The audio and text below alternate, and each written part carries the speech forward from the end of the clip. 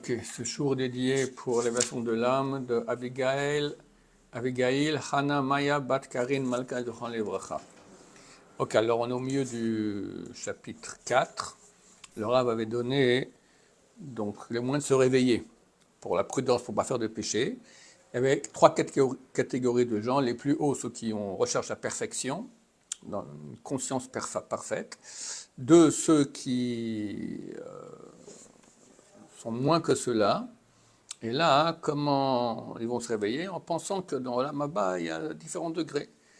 Et que ces degrés dépendent de nos actions ici. Et il y en a qui se disent, bon, nous, ça va, pas besoin d'un grand paradis, un petit paradis, ça ira aussi. Et toi, dans ce monde ici, déjà, tu supportes, quand un petit devient plus grand que toi, tu ne supportes pas. Et ça, dans les valeurs qui n'ont pas de valeur. Alors, dans le monde éternel, où les valeurs sont les valeurs authentiques, à plus forte raison. Et ces gens-là n'auraient pas agi ainsi s'ils se seraient rendus compte que le monde ici est très passager, qu'après on rentre dans un monde éternel. V'haïnu, on commence au paragraphe V'haïnu, c'est-à-dire, Kima she'en adam oseh ad she'hakoach masur beyado mibor'o, tout ce que l'homme ne fait pas, tant que la force qui lui est donnée par son créateur, ou hakoach habecheri, c'est la force du libre arbitre, hamasur lo kol yemei chayav, que Dieu lui transmet tant qu'il vit, par lequel il a le libre arbitre et il a l'ordonnance de pratiquer la Torah. Ça, il ne pourra plus le faire dans la tombe et dans le monde à venir. Cette force, il n'aura plus. Le Gaon de Vilna, il dit que lorsque la personne meurt et on va l'amener à la tombe, il y a un moment. Bon, il y a les oraisons funèbres, après on le prend, on porte à civière jusqu'à la tombe. Il dit qu'à ce moment-là, l'âme souffre terriblement de jalousie de tous les êtres humains qui sont autour, qui peuvent encore agir. Lui, il se rend compte que c'est fini, pour toujours. C'est terrible. Donc voilà, on a une force ici qui nous permet d'agir, d'avoir libre arbitre. Tant qu'on vit, cette force est en nous, et après, il n'y a plus rien. Kimi shelo hirba ma'asim tovim bechayav. Et celui qui n'a pas fait beaucoup de bonnes actions durant sa vie, il ne pourra plus les faire après. Celui qui n'a pas fait le bilan de ses actions, il n'aura pas le temps, c'est-à-dire les possibilités de faire ce bilan là-bas. Celui qui ne s'est pas assagi, ça vient de mot chokhma, qui n'a pas appris la Torah, qui n'a pas appris des choses dans ce monde-ci, il ne va pas pouvoir apprendre cela dans la tombe. C'est ce qu'il a dit.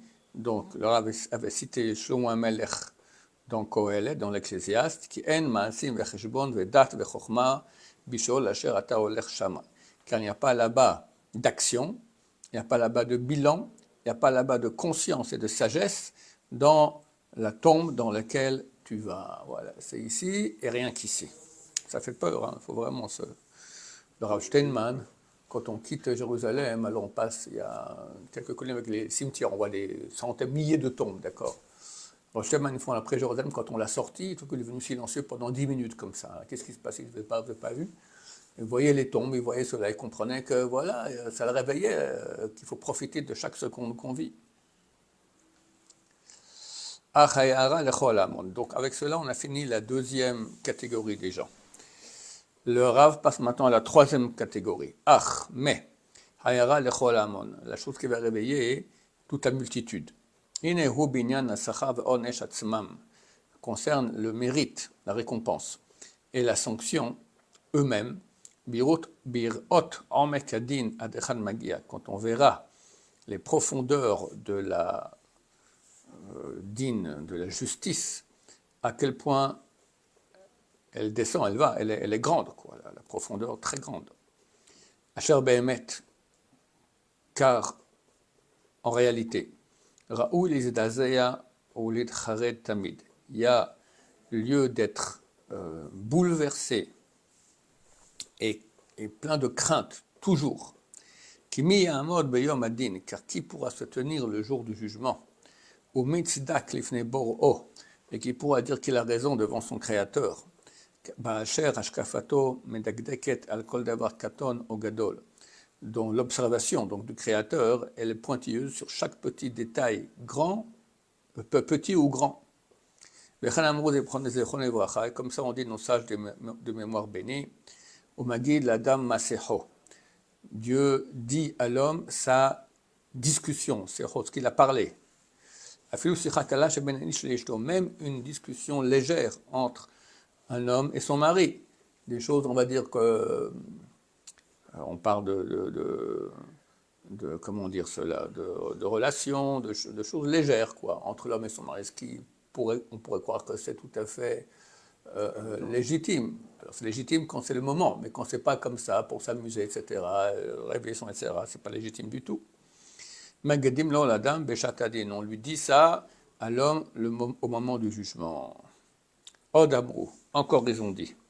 Usivav nis'ara meod, autour de lui, nis'ara meod, littéralement c'est très tempétueux. Mais nis'ara, ça veut dire moser, qui signifie cheveux. Mais la maître, cela enseigne, que Dieu est pointilleux avec ses chassidim, avec les gens qui sont pieux avec lui, comme l'épaisseur d'un cheveu. Abraham, ou Abraham Ahuv Lekono, c'est Abraham qui est aimé par son Créateur. Achaklouv Amar Alav, au point où il est écrit à son propos, Abraham Oavi, Abraham mon amant. C'est la seule personne au monde sur laquelle il est écrit une chose pareille. Lopalat Minadin, il n'a pas pu échapper la justice céleste, Mipnei Dvarim Kalim Shelo Digdek Baem, à cause de choses légères auxquelles il n'a pas fait attention. Al-Shama, par le fait qu'il ait dit, Bama Eda, comment je saurais? Amar L'Akadosh Baruch Hu Chayecha, Yado Ateda Kiger Izaracha. Il avait demandé comment il saura que cette terre lui appartiendra. Dieu lui a dit, il dit, mais comment je saurais? Alors Dieu lui a dit, tu sauras, car ta descendance sera étrangère dans un pays. Avec le fait qu'il a conclu une alliance avec Avimelech, sans que Dieu lui ait ordonné cela. Dieu lui a dit, je te jure que je ferai attendre la joie de tes enfants 7 générations. Yaakov, al shechara apo be'Rachel, par le fait qu'il s'est mis en colère contre Rachel. Shamralo, elle lui a dit, Avali banim, donne-moi des enfants. Elle était stérile. Amrou ba midrash, alors lui s'est énervé, quoi. Il a dit, quoi, je suis Dieu pour te donner des enfants. Ils ont dit dans le Midrash, Zéléchon en citation, Amar L'Akadosh Baruch Hu, Dieu lui a dit, Kachonim meter merokot, comme ça on répond aux femmes qui sont dans un désarroi, très bien. Chayecha, je te jure, Shebanecha omdim lifne bena, que tes enfants se tiendront debout devant son fils. Pour finir, Rachel, elle a eu Yosef, et tous les enfants sont trouvés devant lui. Il ne savait pas que c'était Yosef en tant que le vice-roi d'Égypte. Ou le fils Nathan et Dina Bateva, par le fait qu'il ait mis Dina dans une boîte pour que Esav ne la prenne pas. Bien que son intention était certainement bonne. Mais par le fait qu'il a quand même empêché un chesed, une bonté de son frère. Quel frère on parle? Esav Aracha. Amouba Midrash, il est dit dans le Midrash, Amar L'Akadosh Baruch Hu, Dieu lui a dit, la masse mereu chased. Celui qui empêche son prochain d'avoir du chesed, de la bonté, de lui faire de la bonté. L'obligation à la siya le mahoul, tu n'as pas voulu la marier à quelqu'un de circoncis, elle sera mariée à un incirconcis, donc Shrem ben Hamor va la prendre et va la violer.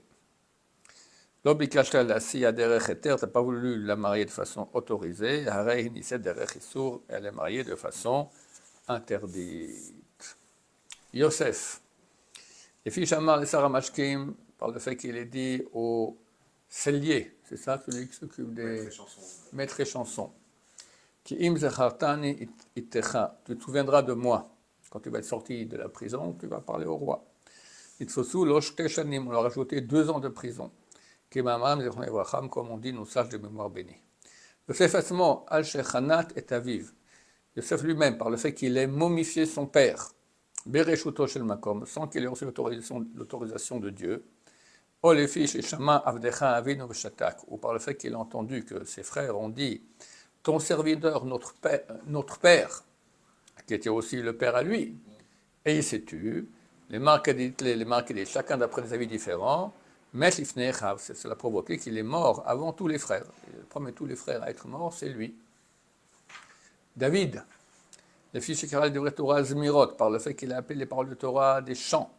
Nenash a été puni chez Nirshal B'devar Uza, qui était puni par l'histoire de Uza. Uza qui voulait soutenir le tabernacle qui était en train de tomber du chariot, il est mort. Bintarbeva Simchato, et sa joie a été gâchée. Michal, la femme de David, les fils Shochicha et David ben Masharakat Bachutz, l'ifne Aaron, vu qu'elle a fait une remarque à David du fait qu'il est dansé devant le tabernacle à l'extérieur, elle